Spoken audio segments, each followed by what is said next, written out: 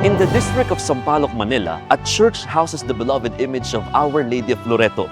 She is depicted as a mother holding her child Jesus atop a replica of the Holy House of Nazareth, now in Loreto, Italy.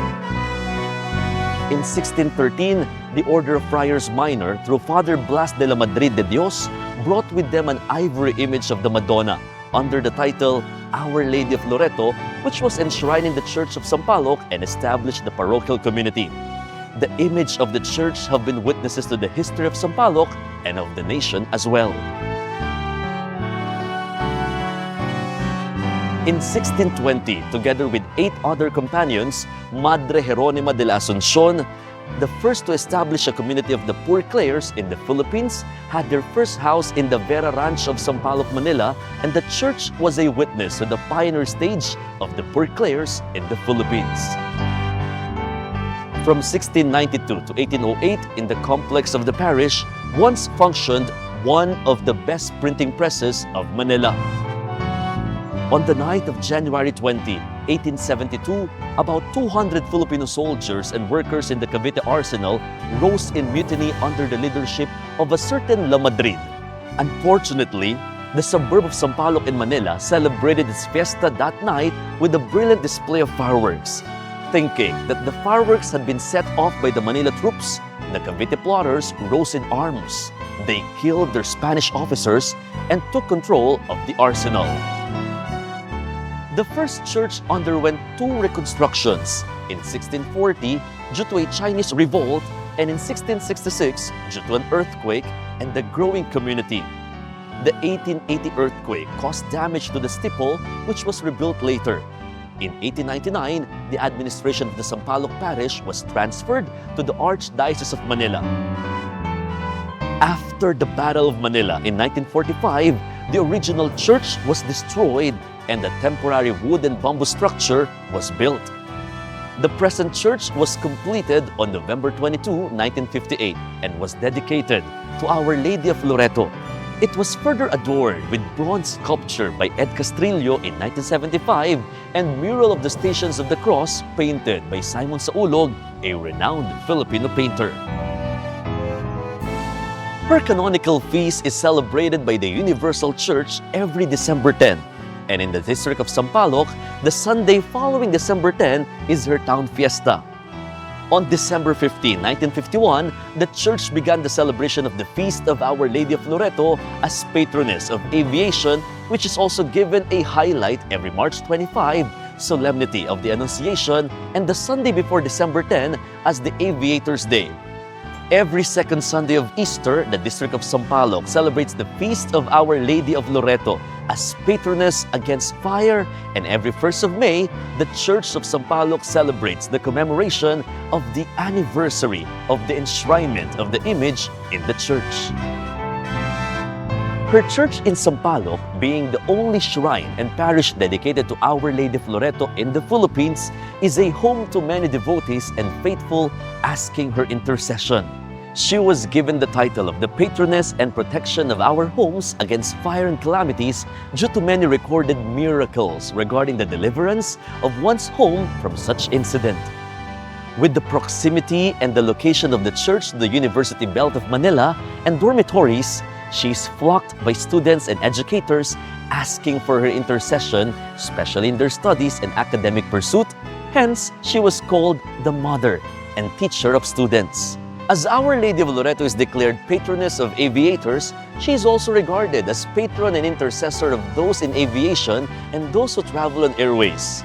With the location of the church in the midst of many bus stations and transportation firms that go to different ends of the Philippines, many travelers go to her shrine asking for Our Lady's intercession for safe travel. And in the year 2023, with a city resolution from the Manila City Council, she was declared as the patroness of the whole district of Sampaloc, Manila, and was made strong through an ecclesiastical decree of the Archbishop of Manila. Devotional and pious activities in honor of Our Lady of Loreto regularly takes place inside and outside her shrine. Saturday being her devotion day, novenas, prayers are being offered before the Mass. On the 10th of every month, A special day in her honor, devotional activities and pagmamanto takes place, in which the Cape of the Virgin is put over the faithful. Every first Saturday of each month, a procession takes place in honor of Our Lady of Loreto, and Mass is celebrated in a chosen area of the parish. And in the previous years, through the activity Dalaw Loreto, the Vicaria image of the Our Lady of Loreto was able to visit many provinces in the Philippines in Luzon, Visayas, and Mindanao.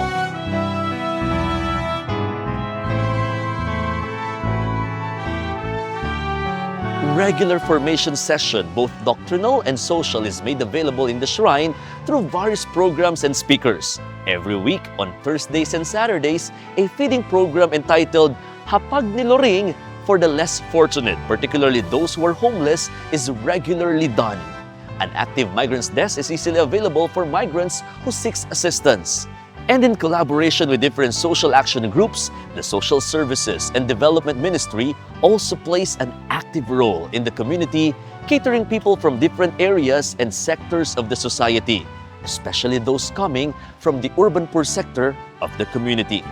On December 10, 2005, through His Eminence Gaudencio Cardinal Rosales, Archbishop Emeritus of Manila, the church was elevated to the status of Archdiocesan Shrine.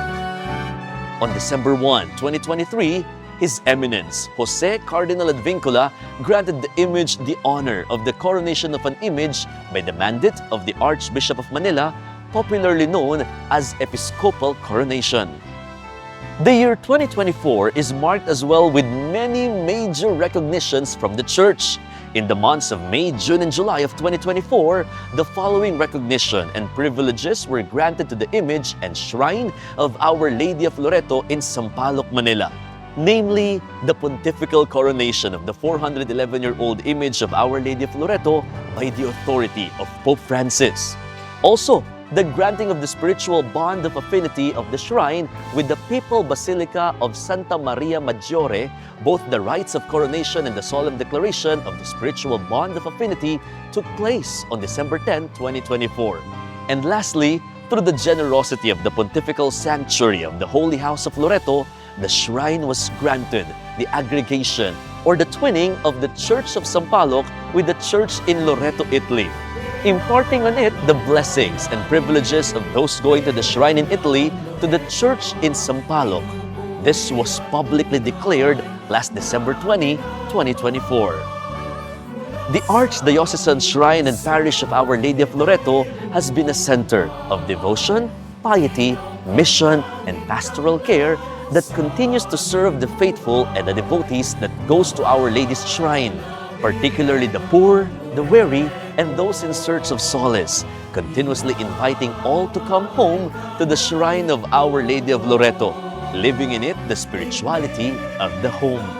Indeed, Loreto is the home of Mary, the home of each and every one of us.